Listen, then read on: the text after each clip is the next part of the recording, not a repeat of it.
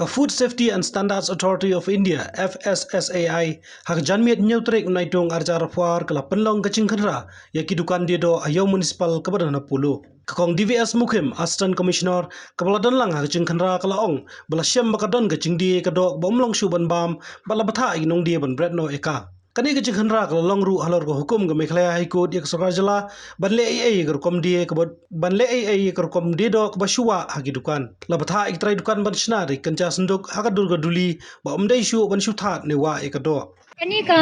long ka checking ka ba kartum pilayo I hinga try ha kita yo baladep na kaliang jong EDC ru ila penmi ya katuka hadian ba High Court kala sim ya kani ka kala ay ko hukum te halor jong katong ila ya bacai nang ta pade ka banim kong long ban ai jing tip ya ki pai ba kinum dei shu kinong di do kinum dei shu ban sedia ni ki do ka High Court kamsa ya katu nang ta pade ya ka jaka ka nadong sedong ka di banong ka bakut ka basuba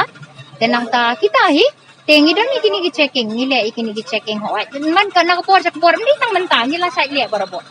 tong hang ni ti siboni pi ki don ki jing jaklia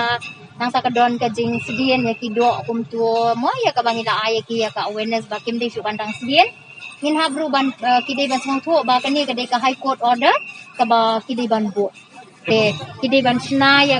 ka duli bakin bu ikini ki do mde su ban display lan ya ban bu lengkrang kum tu ban pen ipat ba iki do jong ki ay ki ya ka jing batai ngela pen sai ki swai ya mentang i pen sai swai ki ya ka ik ba ki di ban te sang katai ya mentang te khendiat peding ngila bru ya ki do ni don hangi ki doctors ba ju ko na veterinary